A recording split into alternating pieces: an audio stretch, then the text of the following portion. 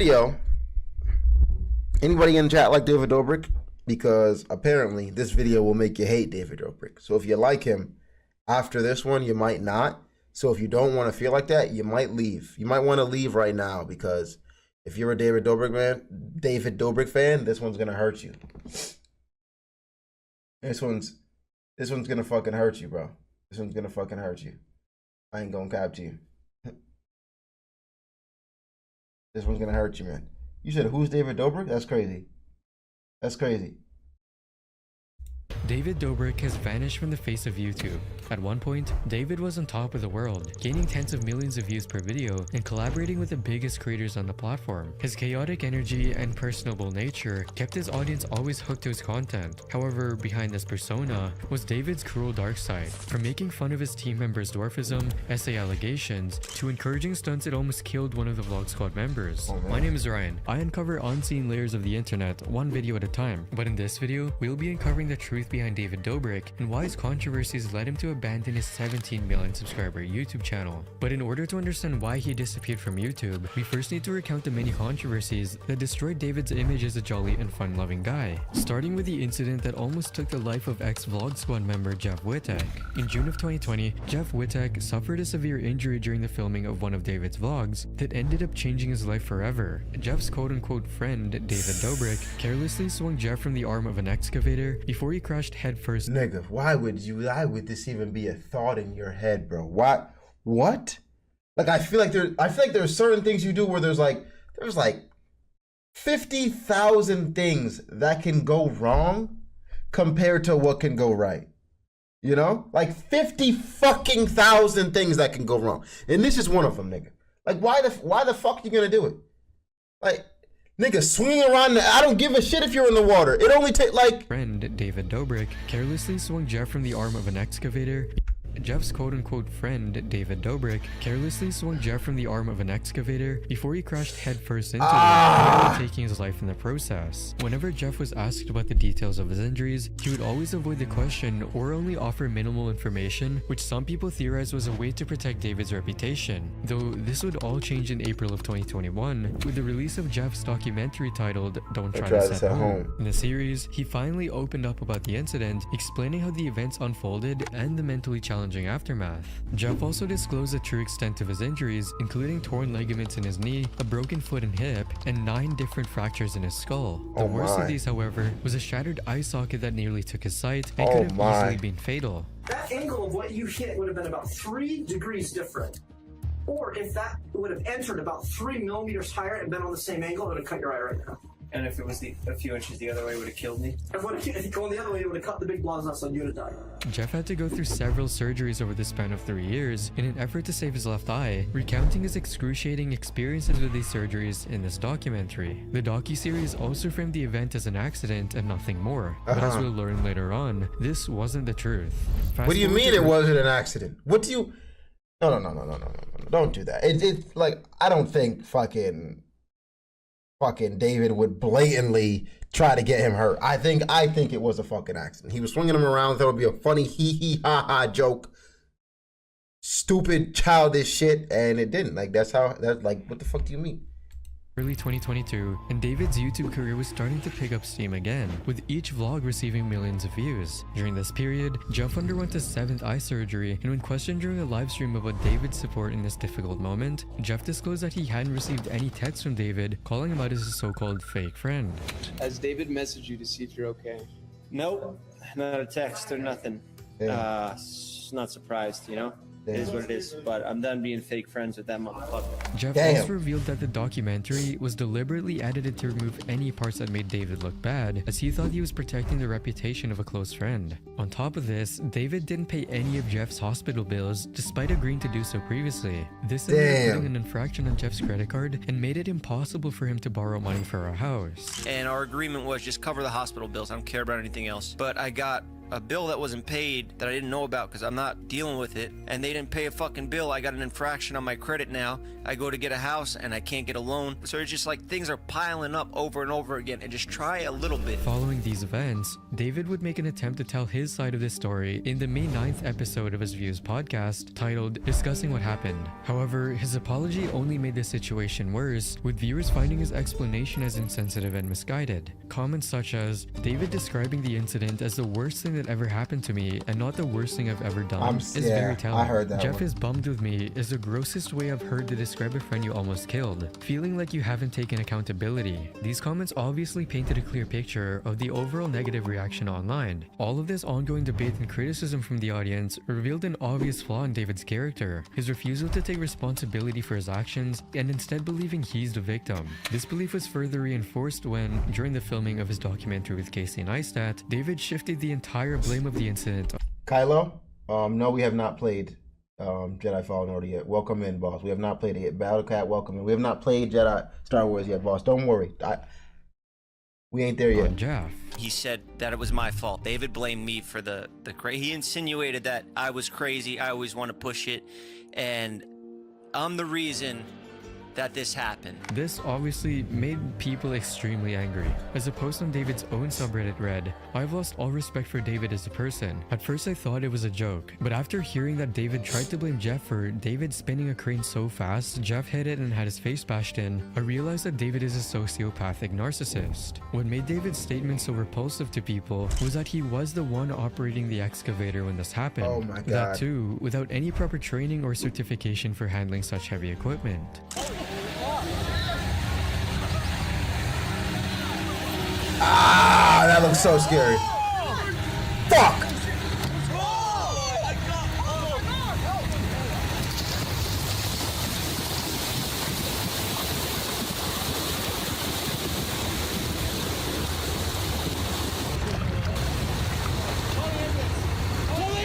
To then go on and shift the blame on Jeff only made his actions more unjustifiable. Jeff was already quite frustrated by the years of suffering he'd been put through, but David blaming him for everything was the final nail in the coffin. In June of 2022, Jeff filed a $10 million lawsuit against David for negligence and intentional tort, which also translates to knowingly causing harm. Due to his nearly life-threatening injuries and subsequent surgeries, Jeff has incurred massive hospital bills, and life has still not returned to normal nearly 4 years later. Fast forward to 2024 and the lawsuit is still ongoing, with neither party willing to back down or settle outside of the court. While not much information is available to the public, Jeff revealed on the Just Trish podcast that David tried to get the lawsuit thrown out twice but was unsuccessful both times. What is the status of the lawsuit now? Can you say that or no? Yeah, he tried to just reject it, dismiss it. Yeah, he tried to get it dismissed twice. The first one was, you said I was doing it for clout. The second one said I was his employee and I can't sue because I worked for him. First, he claimed that whatever happened in the accident was entirely Jeff's fault, as he was partaking in an extremely dangerous stunt for clout. This goes back to David's inability to take any accountability for his actions. For his second attempt, David tried to dismiss the lawsuit by claiming that Jeff was an employee of the channel, which as far as we're just wow. I kind of got upset when he said he didn't even kind of help out with not even help out with the hospital, didn't text me to see if you're all right. I was already upset at this point. But now this nigga saying I'm dismissing this whole lawsuit, this nigga was my employee. Nah, actually, fuck that. He wasn't my employee. This nigga was chasing clout. He's a clout chaser. We were never friends. It's just crazy.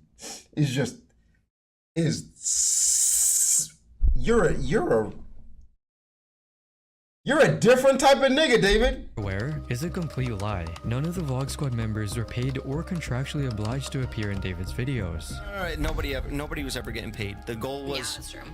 You just all film together and you get exposure. Unfortunately for David, his attempts at damage control significantly backfired. State Farm, his insurance provider, filed a complaint against David in October of 2023, claiming that their policy doesn't cover workplace accidents. In other words, State Farm does not want to pay any money to Jeff on David's behalf. If the insurance company succeeds in backing out, David could be left to foot the entire bill out of his own pocket. However, some people still weren't convinced it was entirely David's fault, but But this is where even more evidence against David came to light. When fans started to rewatch David's old videos, his abuse towards people around him became much more apparent. In November of 2018, near the peak of his popularity, David Now Dobrik they're going back. Now they're going back, bro. See, that's all it takes is one. All it takes is one wrong move, bro. Now they're gonna go back and see everything you did. It could be something that wasn't even wrong. They're gonna say, nah, bro, he fucked up. He fucked up. You see what he did right there in that fucking point at 8 minutes and 45 seconds? He fucked up. He fucked up. Where it is, man. That's where the fuck it is, bro. released a now deleted video titled "She Should Not Have Played With Fire," which showed David inviting a few college girls for group sex. This premise was mostly played up for laughs, and while some expressed their concerns about the video's subject matter, most fans viewed it as nothing but harmless fun. However, the shocking truth of that video emerged as a bombshell on March 16, 2021, through an investigative report by Business Insider titled "A woman featured on YouTube star David Dobrik's channel says she was by a Vlog Squad member in 2018 the night they filmed a video about group sex." According to the report, the then 20-year-old victim, Hannah, was coerced into having sex with David's childhood friend and Vlog Squad member, Dirty Dom. Allegedly, she was under the heavy influence of alcohol and could not give consent. What made this situation even worse was the discovery that the victim was under the legal drinking age at the time, yet the Vlog Squad willingly provided her with alcohol. This made the entire incident seem like it was pre-planned, which further damaged David and his team's reputation. The internet's reaction wasn't any better. The report gained immense traction and went viral on various social media platforms. As a result, David ended up losing 100,000 subscribers in just a single day. Someone even found an old tweet from David where he said, I think that's important to talk about, though. Like,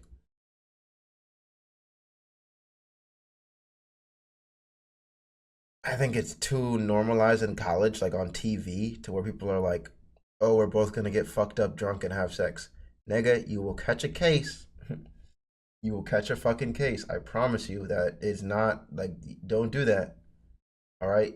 Like, she's drunk, he's drunk, don't even do it, bro. It's not worth it. If they're not in a sober mind, nigga, leave their ass behind. I promise you, it's not worth it. You will catch a case, nigga. They're intoxicated. For what? I get it. You are too. You're horny as shit. But it is not worth it, bro. You will catch a case. Okay? And it's a case that you thought was gonna never happen, because like, we're both drunk, we know what we're doing, but you don't.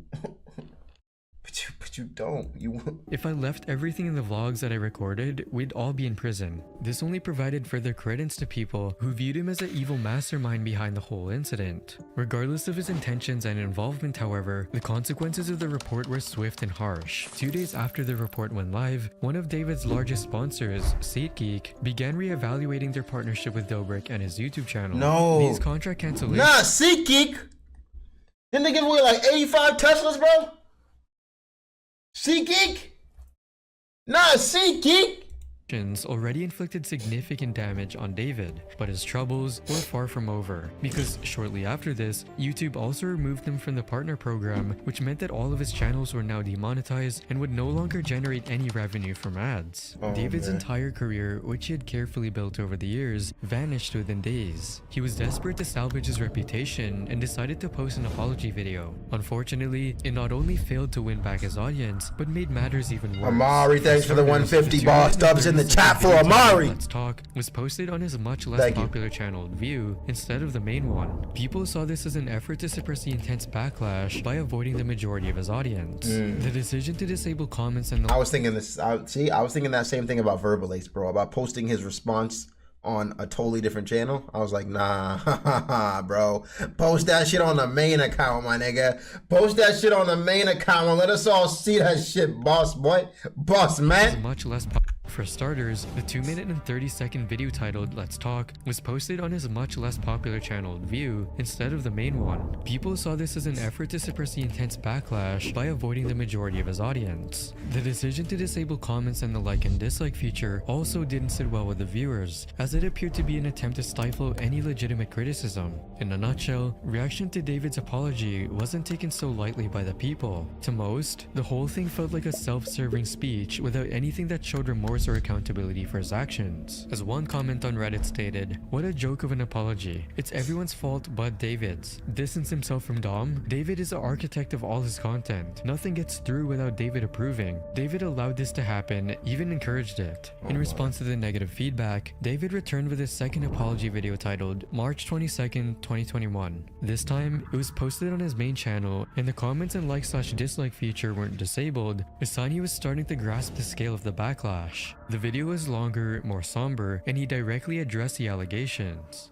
I said and did things that were really offensive, and I called them bad jokes, and I can't even call them bad jokes, and it was cowardly of me to say in my last apology that I missed the mark, because it's fucking gross, and I'm sorry. The initial reaction to it was a lot more positive than his previous video, with comments like, "This was very well said, David. Growth and taking accountability is part of growing up." And so what happened? Respect here, David. You did this in a very respectful way and learned from your own mistakes. People were praising him for this seemingly sincere attempt. Even the original author of the Business Insider article that brought light to the situation accepted this apology as genuine. But unfortunately for David, this positive reception was far from universal. To many of the audience, the second attempt also felt like a carefully calculated move rather than an authentic apology. The apology focused heavily on Dom's actions, yet Dobrik continued to avoid any real accountability for him organizing the entire incident. But to be fair to Dobrik, this kind of split reaction is not uncommon for YouTube apology videos. Other popular creators like Logan Paul, Colleen Ballinger, Liver King, and James Charles have also been subject to similar mixed responses with their apologies. There's almost always a subset of viewers that never fully believe the video and perceive it as completely fake, so regardless of what he said, he wouldn't have been able to escape the backlash. But credit where credit's due, David did what many other creators in a similar predicament, like Logan Paul and Colleen Ballinger, failed to do: acknowledge a bad apology video and make a second, more sincere attempt. David also pledged to do better, and more importantly, promised to reach out to the victims. Does he though? Myself available to How does this move forward? that I've heard. Where did he disappear to? I want to be able to hear Just Snapchat? from yourselves, and I'll be reaching out on my own to some people. But even Dobrik still goes crazy on Snapchat. Y'all know that, right? What's good, Elliot? Welcome in. You know that he still goes nuts on Snapchat, right, guys? Like, he still goes stupid. Like, not just on his content, but he still makes absolute bank on Snap. Like, he's doing pretty well. then, many people wondered if these were just empty words to win back his sponsors and public favor. So despite the apology attempts, the damage to Dobrik's reputation was not just limited to this incident. As longtime viewers started reassessing older vlogs, they discovered a disturbing pattern of disregard for boundaries and consent. One infamous case reemerged, a prank on fellow Vlog Squad member Seth Francois. In a now deleted 2017 video titled "He Thought He Was Kissing Her, Super Cringy," Seth was blindfolded and misled into believing he was about to kiss Corinna Kopf, a young woman he was attracted to. Instead, Dobrik swapped in Jason Nash, a much older man and a friend of Dobrik's. That's just The foul. reveal, typical of Dobrik's videos, They didn't was kiss, exploited though, right? for humor, showcasing Seth's obvious disgust and discomfort. They didn't really kiss though, right?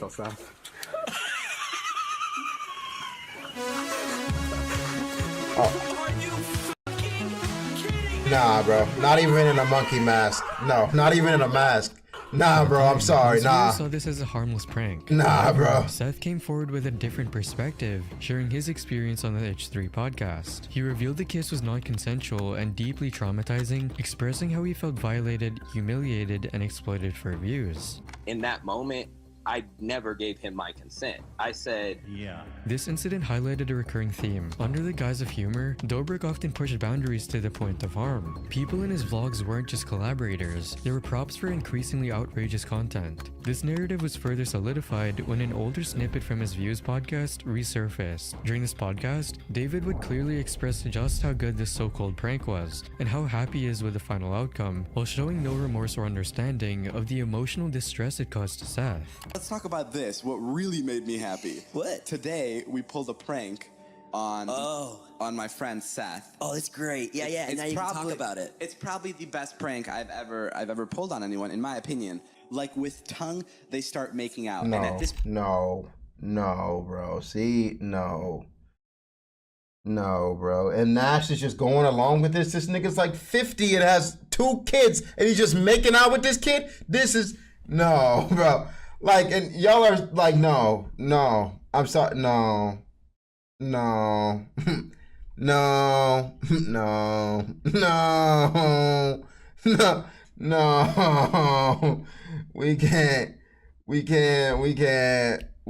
let this shit slide. No. Point, we're like 5 seconds in, and I'm like, this is it. This is what I wanted. I got what I wanted. I'm out. Things took an even darker turn when Seth began sharing additional stories from his time in the Vlog Squad. He accused them of blatant racism and pressuring him into uncomfortable situations for comedic effect. One such clip he shared was 2 Vlog Squad members doing face.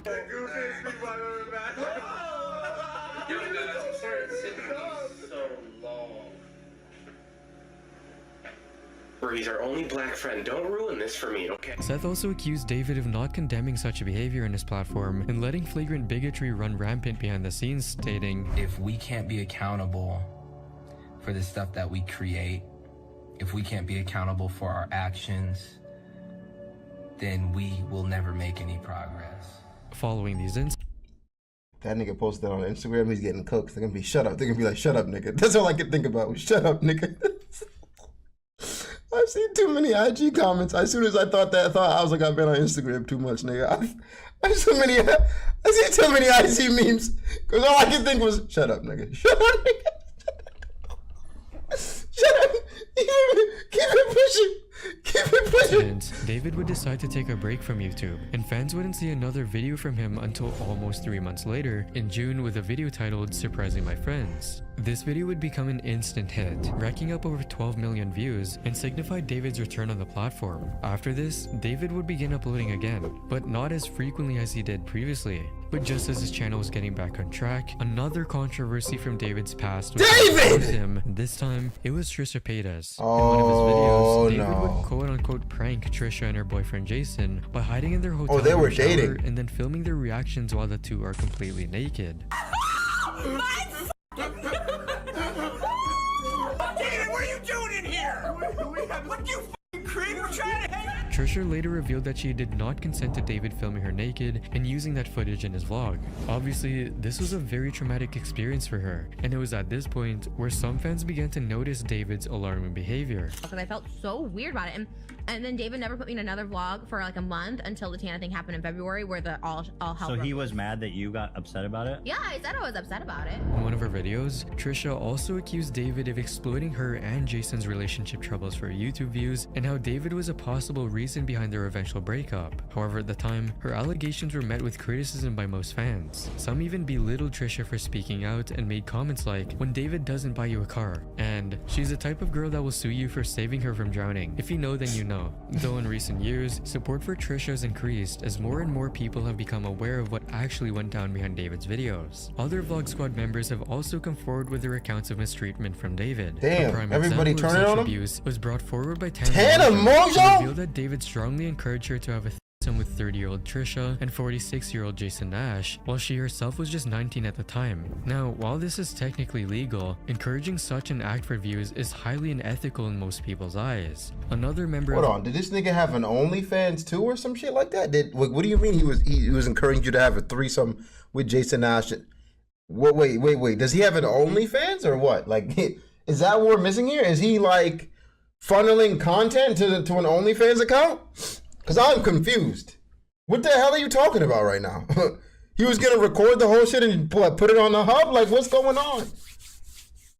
What?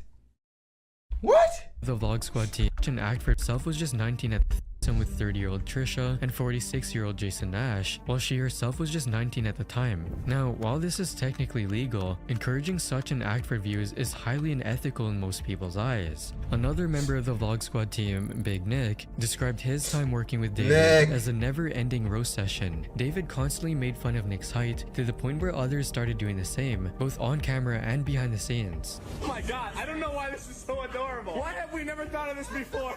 Nick is cute. Look at that. I can do that all day. Come on back. Now make him taller.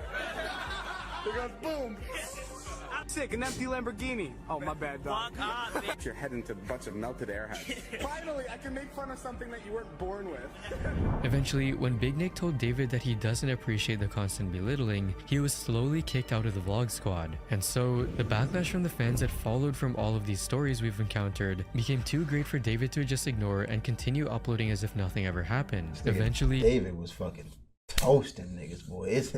That boy was toasting. But it's hard to be like, are you just cooking a friend in the group, or like you're just going too far, buddy? You know, like you see it and you're like, bro, you guys are just all friends and he's cooking you. Don't you cook him back? He completely abandoned his YouTube channel as an audience in March of 2022. But maybe that's not entirely true. Because you see, while David's YouTube channels are completely deserted, Going crazy David on is still Snap. actively posting new Going content on crazy. Snapchat. It's evident that David's downfall and departure from YouTube was a result of his own reckless behavior and complete disregard for the physical and mental safety of his squad members. So the question is, will he ever return to YouTube? My thought is possibly.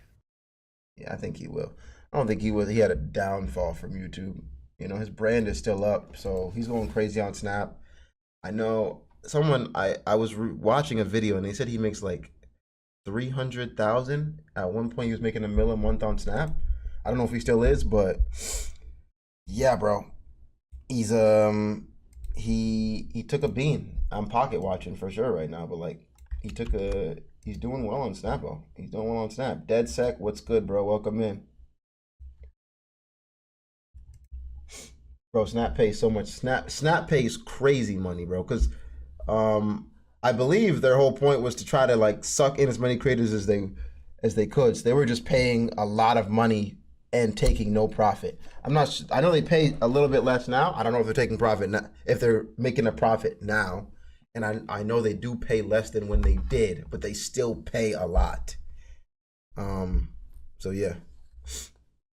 Burn, what's good, boss? Welcome in. Show us your Drake. I think I already did that, bro. You're missing the OnlyFans. You are my sunshine. Silas, be safe, bro. Alex, be safe, boss. What did they pay him to do? He just records his life. He'll be at the mall. He'll record a fucking Snapchat. And Anything. throw any people in the Anything, bro. Anything.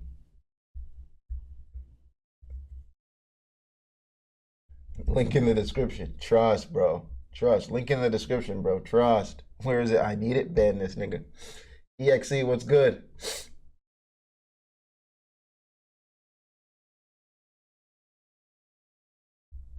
Watch Vish Warupam fight scene.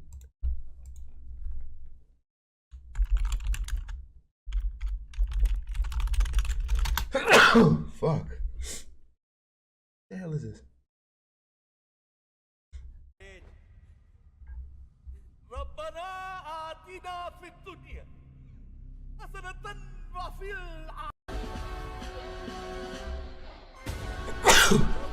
What we got going on here?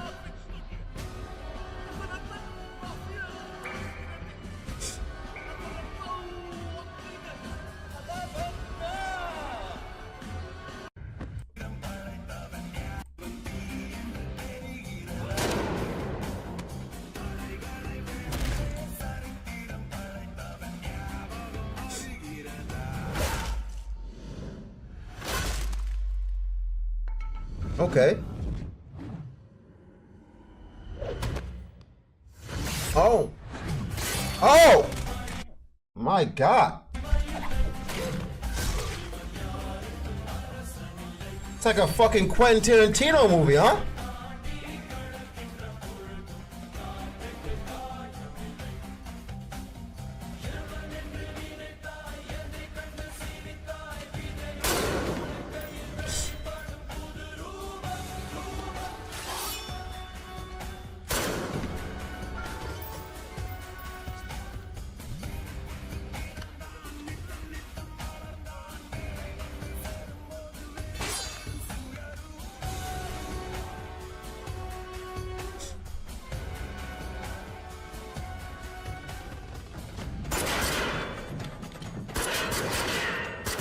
How did this nigga just jump up there?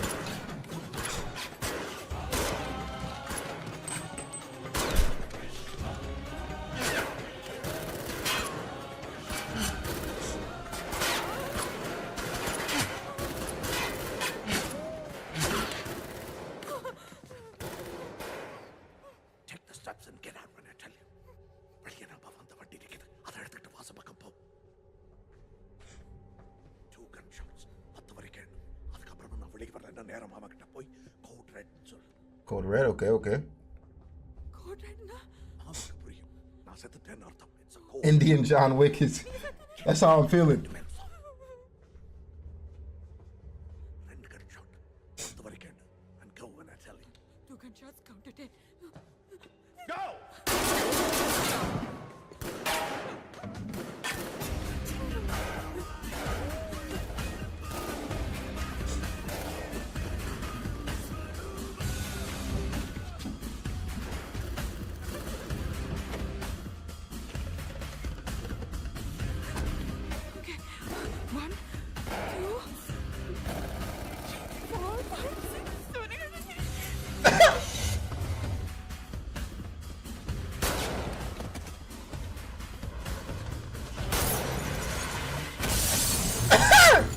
Okay.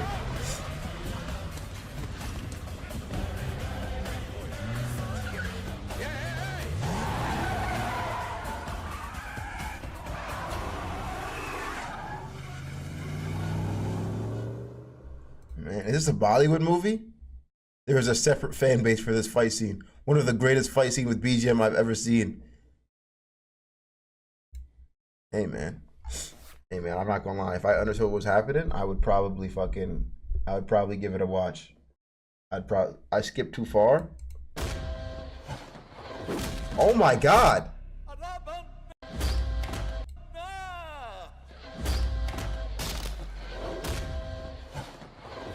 Oh my god!